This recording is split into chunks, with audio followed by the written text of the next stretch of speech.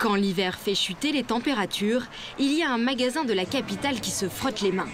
À l'intérieur, personne ne veut rater la bonne affaire. Alors S. Cette couleur, cette taille? Oui. Car ici, on ne vend que des pulls en cachemire. Il y en a pour tous les goûts, à partir de 59 €. Au toucher, c'est doux, c'est beau, c'est assez nouveau comme dessin aussi. C'est mode.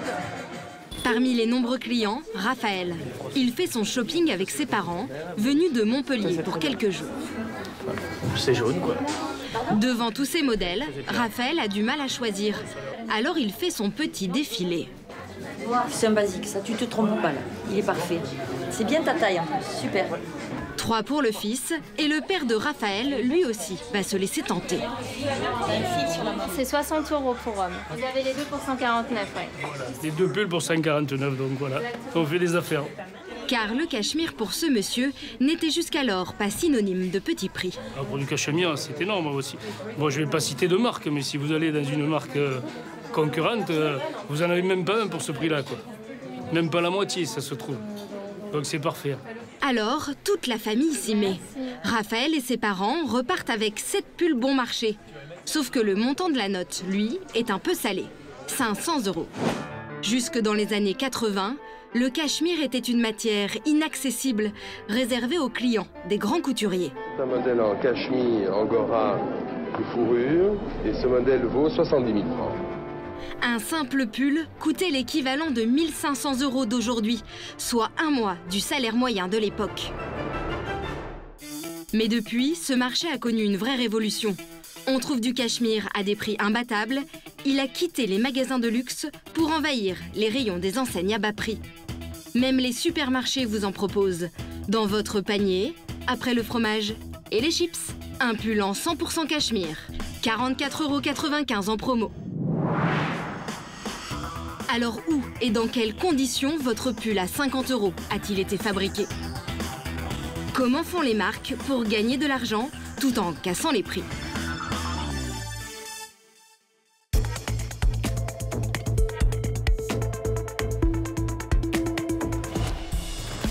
Ce matin, à Paris, shooting photo en pleine rue. Car avant même la bataille des prix, il y en a une autre que le cachemire entend gagner, celle de l'image. Rajeunir l'univers de ces pulls un peu BCBG, c'est le défi relevé par ce duo. Ouais. Stéphanie, la styliste à gauche, et Carole, la financière à droite. 2 copines d'enfance qui ont créé leur marque il y a 6 ans. Grâce à ces photos, qui seront publiées sur les réseaux sociaux, elles espèrent bien augmenter leurs ventes. Ouais, ça c'est canon. Tu mets une petite étoile? J'ai mis une petite étoile. Bon là, c'est Ouais. bon. À la fin de la journée, 20 photos seront sélectionnées. Quand Carole et Stéphanie créent leur marque en 2012, les pulls en cachemire sont chers, 300 € en moyenne. Alors les deux amies décident de casser les prix. Col V, col rond, gilet, des basiques à moins de 100 € qui ont fait leur succès. Aujourd'hui, leur marque pèse 13 millions d'euros de chiffre d'affaires avec 18 boutiques à Paris et en région. Est-ce qu'elle peut le mettre comme ça aussi? Sur une robe? Seul souci avec ce business, le cachemire ne se vend pas toute l'année. 80% du chiffre se fait en 7 mois à peine, en clair, dès qu'il fait froid. Alors en ce début d'automne, les équipes commerciales sont sur le pied de guerre pour attaquer la saison. Il est 8 h du matin. Tous les responsables des magasins ont été convoqués pour une réunion stratégique. Ce jour-là, les 2 patronnes vont leur demander de mettre les bouchées doubles. Pour rattraper un début de saison poussif, l'automne a été chaud, les ventes n'ont pas bien démarré. Voilà, on rentre dans l'hiver, on attend tous l'hiver parce que c'est vrai que l'été c'est un peu difficile, bon là septembre également. Alors Carole et Stéphanie vont motiver leurs équipes. Car les patronnes comptent aussi augmenter le chiffre d'affaires de 30% cette année, grâce à une nouvelle gamme de gros pulls. Franchement, c'est une collection magnifique. Je pense que vraiment, avec ça, on peut faire la différence. Ça va surtout nous monter notre prix moyen de vente parce qu'il y a vraiment des grosses pièces. Ce que Carole appelle des grosses pièces, ces modèles aux coupes travaillées, qu'elle va vendre bien plus cher que ses pulls basiques. 225 €, 300 € ou même 435 €. Or, sur les modèles basiques, la marque fait 10% de marge nette. Sur les gros pulls, c'est 20% du prix de vente. Sur un col V basique, cela représente 9,50 €. Mais sur ce pull à capuche, la marge grimpe à 87 €. Bien plus rentable pour la marque, mais difficile à écouler. Les arguments de vente, c'est justement l'affaire de Stéphanie. J'ai été très inspirée par la course automobile. Ça m'a fait penser un petit peu à des grosses traces de pneus, etc. Elle va fournir aux commerciaux un discours clé en main. Je vais vous donner des petits mots-clés. J'espère que ça vous servira aussi pour alimenter votre discours client. Ça ne vous aura pas échappé, sur ces pulls, une couleur voyante, le rouge. Voici donc le kit d'arguments de la parfaite vendeuse de pulls rouges. Alors le rouge attire l'attention. Voilà. Signe de modernité ardente et de féminité. Le rouge capte la lumière. Donc voilà, c'est aussi des petits mots que vous avez besoin d'avoir pour présenter ces couleurs. Et c'est aussi un booster de confiance en soi. Vous retenez tout ce qu'on vous dit là. Je vois personne ne prendre note. Hein. Non, oui, on retient tout, vraiment. Ouais, on a intérêt à tout retenir. Trou de mémoire interdit. Mais cela suffira-t-il à faire craquer les clients pour des pulls 3 à 4 fois plus chers que d'habitude? En tout cas, un mois plus tard, le froid est enfin tombé sur la France. Pour les marques de cachemire, la bataille commerciale est lancée. Dans cette rue de banlieue parisienne, voici l'un des magasins du principal concurrent de Carole et Stéphanie. Le leader français du secteur attire des clients déjà adeptes du cachemire. Premier prix, 160 €. Du coup, il y a un an, les deux chefs d'entreprise ont justement choisi d'installer une boutique dans la même rue. Leur objectif, capter elles aussi cette clientèle. Ça va pas du tout. Faut remettre un petit peu d'ordre, faut que ça donne envie de l'extérieur. C'est la mission de Meryl, la responsable du magasin. Et elle a quelques atouts dans sa manche. D'abord, elle connaît par cœur les méthodes de son concurrent. Vous faisiez quoi avant d'être dans cette boutique? Je travaillais dans une autre boutique de cachemire, dans la rue, un petit peu plus haut, chez Eric Bompard, voilà. Vous avez été débauchée à la concurrence. Exactement. Ensuite, pour attirer les passants, Meryl peut compter sur un appât bien visible dès l'entrée. Son mur de pull basique et leur prix d'appel à 95 €. Une fois le client pris dans ses filets, Meryl espère stimuler les tentations. En évidence sur les portants, les fameux pulls rouges et toutes les grosses pièces bien plus chères. C'est grâce à ces ventes-là que Meryl espère atteindre son objectif de la journée. Et il est très ambitieux. On va essayer quasiment de doubler le chiffre d'affaires. Alors, ça, c'est l'objectif que je me suis fixé. J'ai prévu de faire 8 000 €. L'année dernière, j'avais fait 4 305 €. Pour y parvenir, chaque acheteur devra dépenser en moyenne 300 € dans sa boutique. Et vous espérez vendre combien de grosses pièces? Le maximum possible. Après, on verra. Mais oui, s'il y en a une dizaine, ce serait déjà super. Ah, mais il est bien. Un jour d'affluence comme celui-ci, Meryl ne va pas arrêter de courir. J'ai essayé la cape.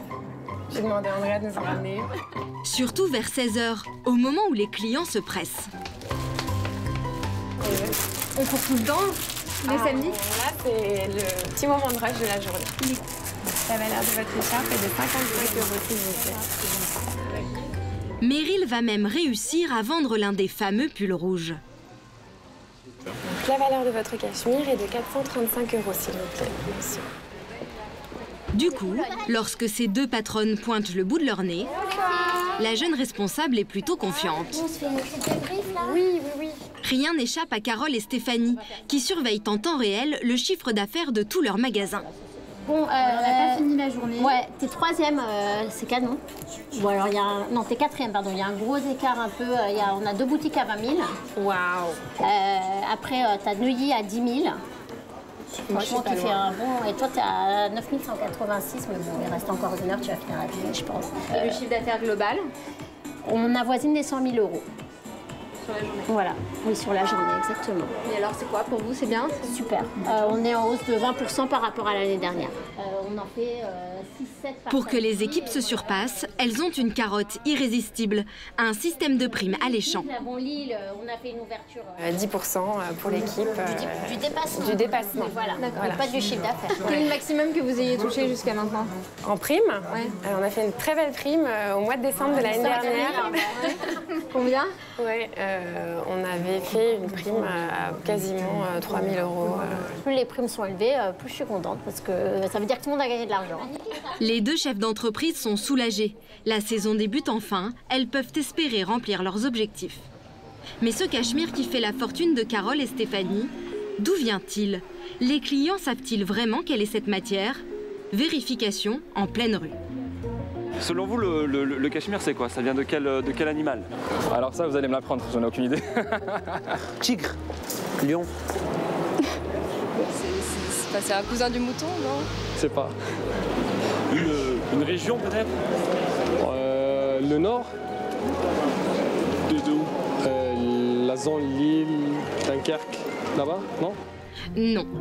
Ne cherchez pas au nord, ni même en France. Pour découvrir d'où vient le Cachemire, il faut partir à des milliers de kilomètres de Paris, en Mongolie. À plus de 3000 mètres d'altitude, sur les hauts plateaux du désert de Gobi, des steppes désertiques où se trouvent de gigantesques troupeaux, des millions de chèvres élevées par des nomades qui profitent eux aussi du boom du Cachemire. Erden Battar est l'un d'entre eux. Il vit avec sa femme Boltsetseg, leur fils Mungbat et leurs 800 chèvres. Il fait partie de ces éleveurs qui fournissent le cachemire qu'on trouve dans nos magasins. On va les faire sortir maintenant. Papa, il est là. Tu veux celui-ci? Allez, je le prends. D'accord. Ces chèvres sont des Capra Iska, une race à la toison généreuse, en particulier l'hiver. Ici, les températures descendent jusqu'à -40 degrés, un froid glacial. Alors pour se protéger, sous leurs poils habituels, elles se couvrent d'un important duvet. Les poils sont de bonne qualité. Il y en a beaucoup. C'est ce duvet qu'on appelle le cachemire et que l'éleveur va s'empresser de récolter ce printemps, avant que ses chèvres ne le perdent naturellement. Pour récupérer ses précieux poils, il sort ses peignes. Voici la grosse brosse. Et celle-ci, c'est pour les cachemires fins.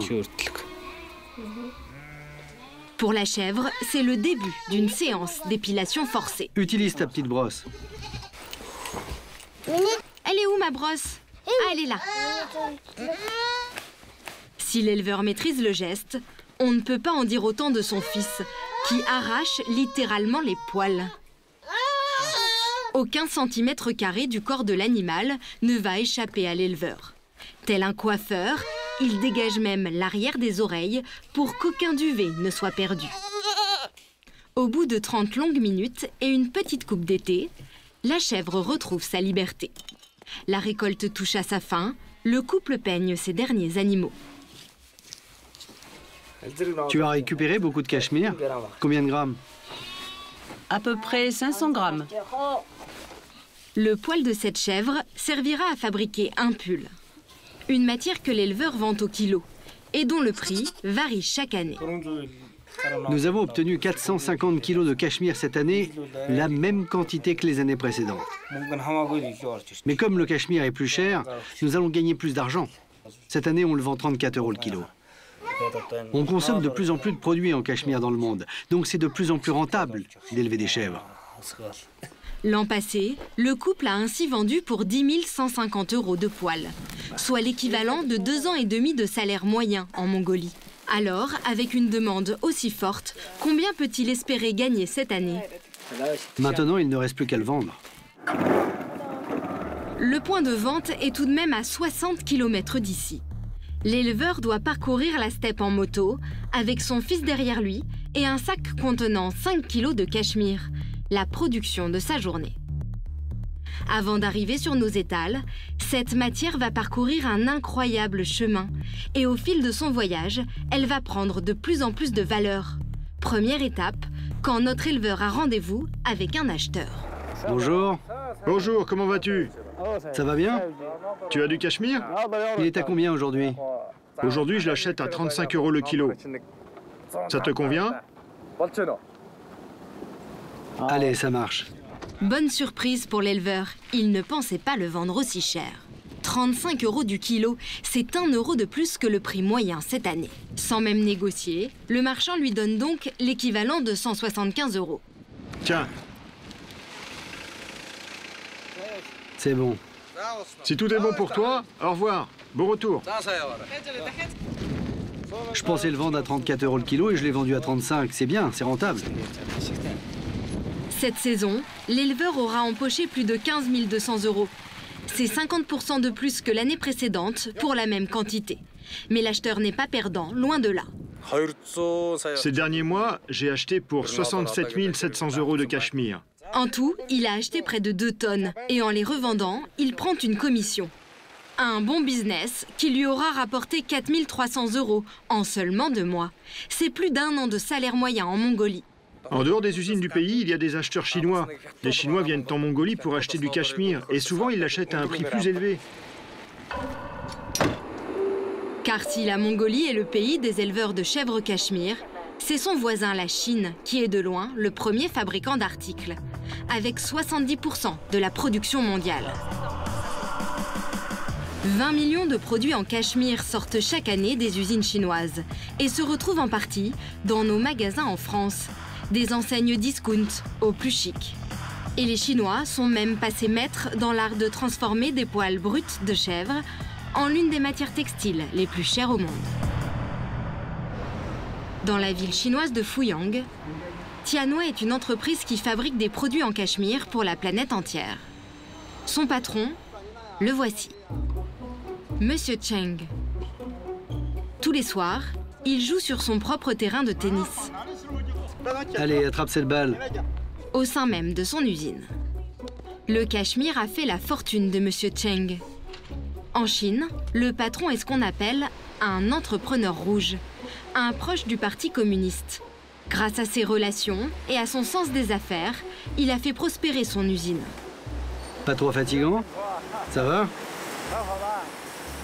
Chaque année, Monsieur Cheng s'approvisionne en poils de chèvre, comme celui-ci, acheté 57 € le kilo à un négociant.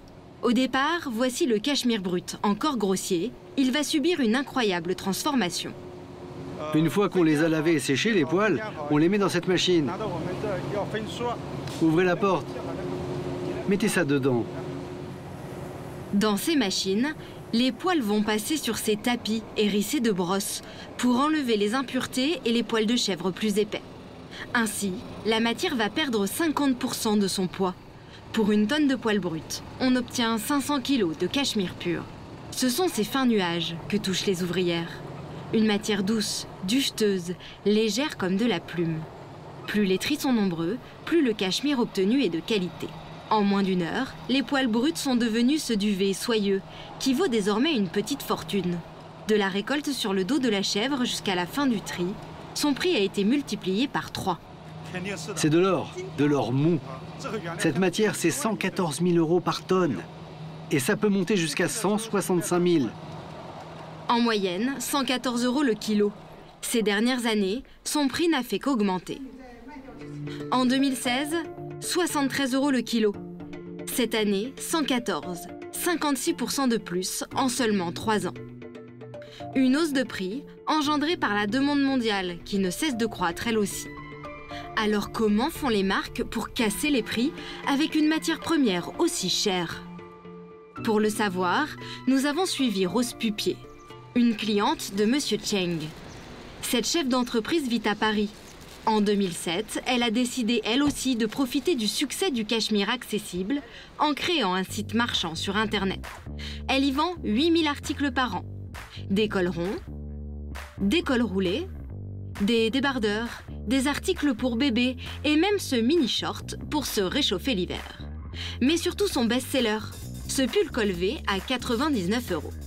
Grâce à son site, elle réalise un chiffre d'affaires annuel de 900 000 €. Avec sa styliste Catherine, Rose est venue pour valider le prix des prototypes de sa future collection. Moi, je me demande si ça serait pas mieux de le faire en blanc. Son obsession, serrer ses coûts de fabrication au maximum, quitte à fermer les yeux sur quelques imperfections. Au premier coup d'œil, Catherine repère un défaut sur le pull. Ce qui est pas joli, c'est ça, là. Ça prendrait quoi? Une demi-heure? Une heure pour cacher ça? Oui, pour un pull, ça prendra une demi-heure. Le problème, c'est 3 coutures noires apparentes sur les bordures blanches du pull. Pour les rendre invisibles, il faut les couvrir à la main avec du fil blanc. Une opération de 30 minutes qui demande du temps et donc de l'argent. C'est ce qui pose un problème à Rose.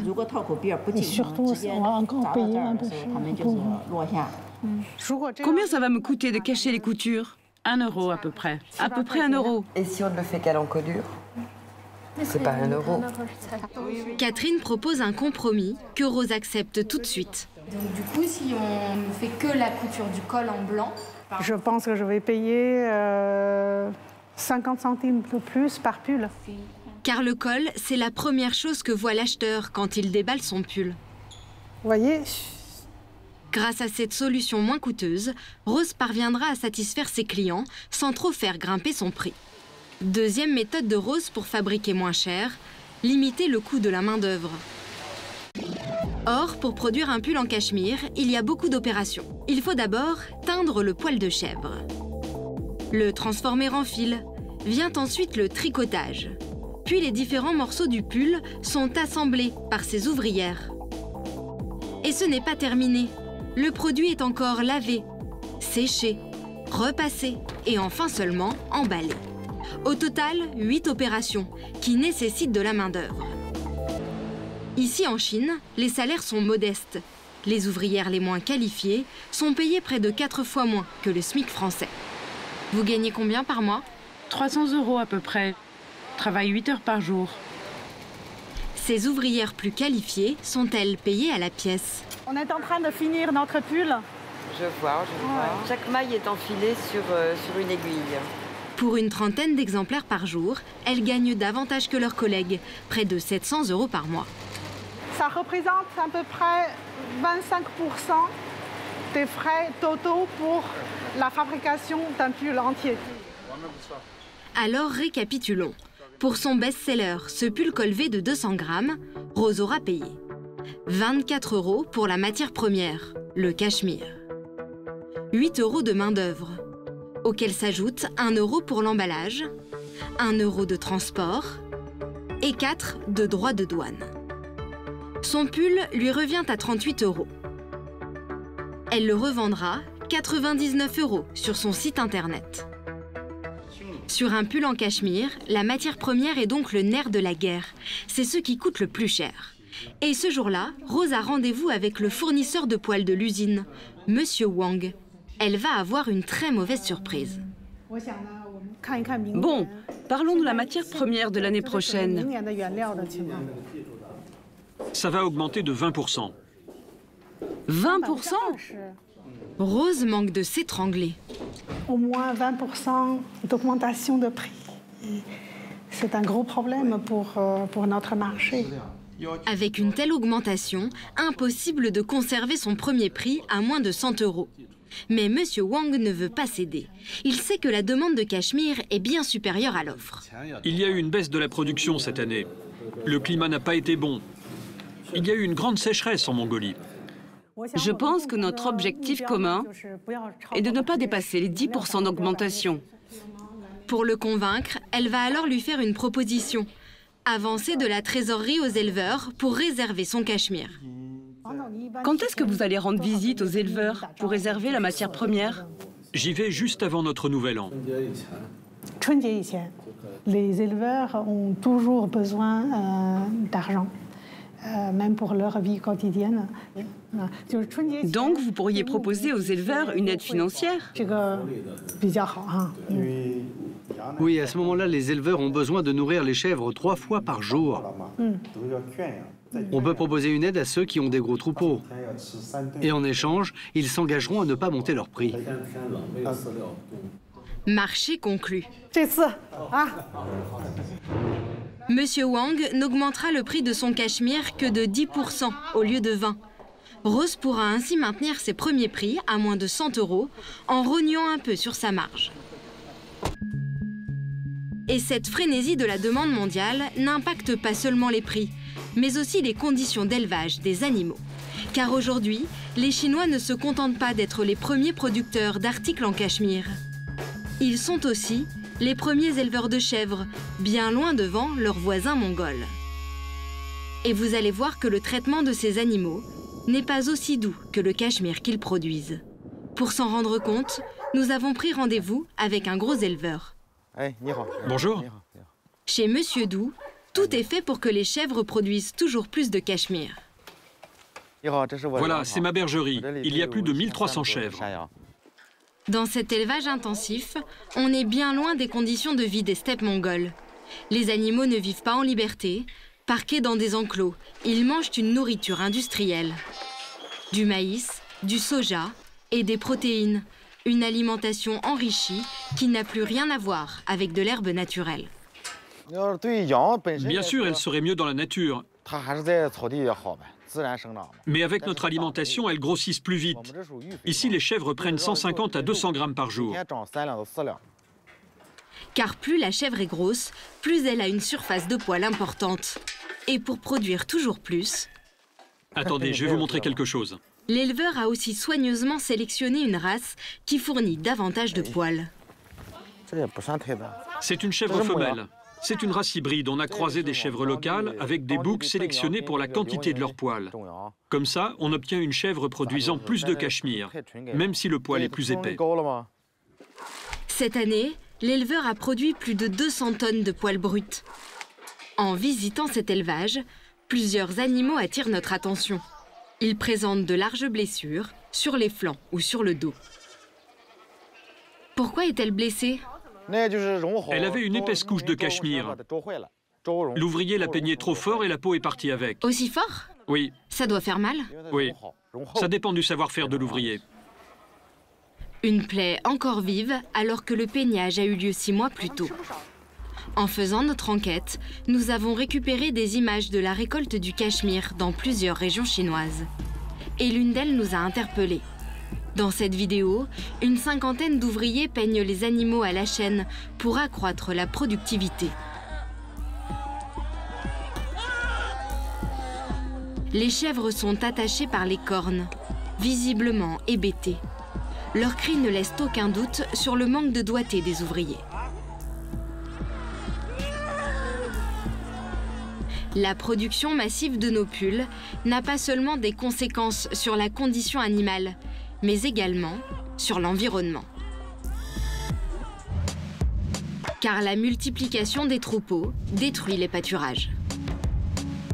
Alors faut-il tout simplement supprimer cette matière de nos placards? Ou est-il possible d'acheter un cachemire plus respectueux de la nature et des chèvres qui le produisent? Certains pensent avoir trouvé une solution. Ce jour-là, à Paris, derrière ses paravents, et devant l'objectif, Lara Stone, un mannequin international aux faux airs de Brigitte Bardot. Lara Stone est l'égérie d'une marque française qui surfe elle aussi sur la mode du cachemire. Son fondateur, Roland Chély. Lara, ça te plaît? Oui, c'est très beau. J'adore les couleurs. L'orange, c'est ta couleur préférée? Ah ouais, c'est cachemire. Pour utiliser l'image de cette star pendant toute l'année, la marque a investi 270 000 €. Avec son associé, Franck Elia, Roland vend des pulls en cachemire classiques. Mais depuis peu, ils ont trouvé une nouvelle filière d'approvisionnement, un peu particulière. Du cachemire recyclé. Plus besoin de peigner les chèvres pour trouver la matière première. Ils utilisent celle de nos vieux pulls troués. Et c'est Franck qui s'occupe de la production. Toutes les couleurs que vous avez demandées sont disponibles. Avec la styliste de la marque. La saison prochaine, la moitié de leur gamme de cachemire utilisera un fil recyclé. C'est ce que la marque appelle l'éco-cachemire. Une façon pour Franck de devancer la pénurie mondiale qui fait grimper les prix. De moins en moins de cachemire disponible. La fibre augmente de cachemire augmente énormément. Les gens qui ont des troupeaux de chèvres, ils ne peuvent pas continuer indéfiniment à agrandir leurs troupeaux. C'est impossible, c'est impossible. Donc c'est comme à un moment où il n'y a plus de pétrole sur la Terre, on a pensé aux voitures électriques. C'est la même chose, l'éco-cachemire, c'est un peu cette idée. Dans quelques jours, Franck doit se rendre là où ce cachemire recyclé est produit. Donc quand on sera en Italie, on pourra tout voir, sur place. Sans problème. Super, super. Son fournisseur se trouve dans la banlieue de Florence. à Prato, chez Alberto Gori. Tu contrôles la marchandise, les numéros des colis et le poids. Alberto vient de recevoir 6200 kilos de marchandises. Des ballots de vêtements en 100% cachemire qui vont rejoindre cette gigantesque réserve. À l'intérieur, des milliers de pulls usés originaires des États-Unis. Aux États-Unis, ils jettent facilement, c'est leur mode de consommation. Et ça fait nos affaires, car sans eux, on aurait moins de matières premières. Une matière première en piteux état qu'Alberto achète seulement 20 € le kilo et qui va pourtant prendre beaucoup de valeur. Ceux-là sont mis de côté et ils sont envoyés en recyclage. Première étape, les pulls sont triés jusqu'à obtenir ces tas. Des nuances de gris, de bleu, de rouge. Deuxième étape, on sort les ciseaux. Il faut tout découper. C'est pas un peu pénible de découper toute la journée? Ah si, c'est pénible ça. C'est pour ça qu'on fait souvent des pauses. Parce que si on doit rester à faire ça à 8 ou 10 heures, mais bon. Les morceaux sont ensuite passés dans cette machine jusqu'à obtenir ce cachemire broyé. C'est bon, tu peux envoyer à l'emballage. C'est ce produit que revend Alberto, 30 € le kilo, à cette usine. Ici, on mélange le cachemire recyclé avec 5% de laine. Grâce à ces machines, la fibre issue des vieux pulls retrouve une nouvelle vie. Elle est à nouveau transformée en fil. Ce fil bleu ou beige est ensuite tricoté pour fabriquer un pull tout neuf. Ce cachemire recyclé n'est pas seulement plus écologique, il a un autre avantage. Il est 35% moins cher, entre 60 et 80 € le kilo. En comptant la production en Italie, la marque fabrique son pull pour 50 €. Il sera tout de même revendu près de 200 € en magasin. Mais dans nos boutiques, entre des pulls à 50, 90 ou 250 €, le prix est-il toujours synonyme de qualité? Pour le savoir, nous partons à Mulhouse, à l'ENSISA, une école qui forme des ingénieurs textiles. Dans ce laboratoire, dirigé par Jean-Yves Dréan, on teste des fils et des fibres. Au programme aujourd'hui, ces 6 pulls en 100% cachemire. Un modèle à moins de 60 € en supermarché. 5 pulls, entre 80 et 100 €, achetés dans des grandes chaînes du prêt-à-porter ou chez des vendeurs spécialisés. Et un dernier modèle beaucoup plus cher que les autres, à 290 €. Ils vont être passés au peigne fin par Wafa Majoub, cette jeune chercheuse. Aucune pitié, elle sort elle aussi les ciseaux. Car pour son premier test, elle doit découper la même surface de tissu dans chacun des modèles. J'ai découpé des carrés de 10 x 10 cm, donc de 100 cm², pour les peser. Première expérience, la peser, pour vérifier quel échantillon est le plus lourd. 12 grammes, c'est maintenant, c'est le plus gros en masse surfacique. Car parmi plusieurs modèles en 100% cachemire, certains contiennent moins de matière que d'autres. Suite de l'examen, avec la principale préoccupation des clients quand ils achètent un pull. Va-t-il boulocher? On va voir si notre pull bouloche plus ou moins vite que les autres et on va comparer par la suite les résultats.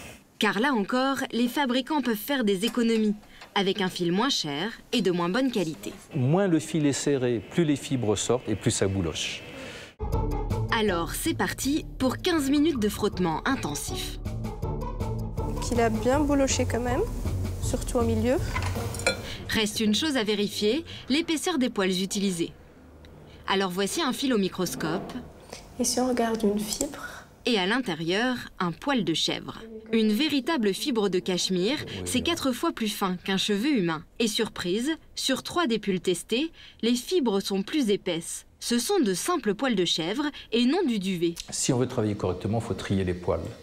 Et la qualité sera d'autant meilleure que les poils seront mieux triés pour avoir des classes de poils entre 15-16 microns et éviter d'avoir des gros poils. Sauf que plus on choisit des poils épais, moins c'est cher. Moins c'est cher, effectivement. Là encore, c'est un moyen pour les fabricants de faire des économies. Résultat, tous les pulls à des prix accessibles ne se valent pas. Les 3 perdants sont vendus à 99, 59 et près de 90 €. Toutes ces enseignes vantent leur cachemire doux et raffiné, mais la qualité n'est pas pour autant au rendez-vous. En revanche, les bons élèves sont les pulls bleus, bordeaux et même le vert, à moins de 80 €. Pourtant, celui-ci provient d'une grande enseigne à bas prix. Quant au pull beige, c'est une espèce à part. De bonne qualité, mais tellement léger que 290 € est très cher payé. En résumé, dans le doux monde des pulls en cachemire, ce ne sont pas toujours ceux qui sont prêts à payer plus cher qui font les meilleures affaires.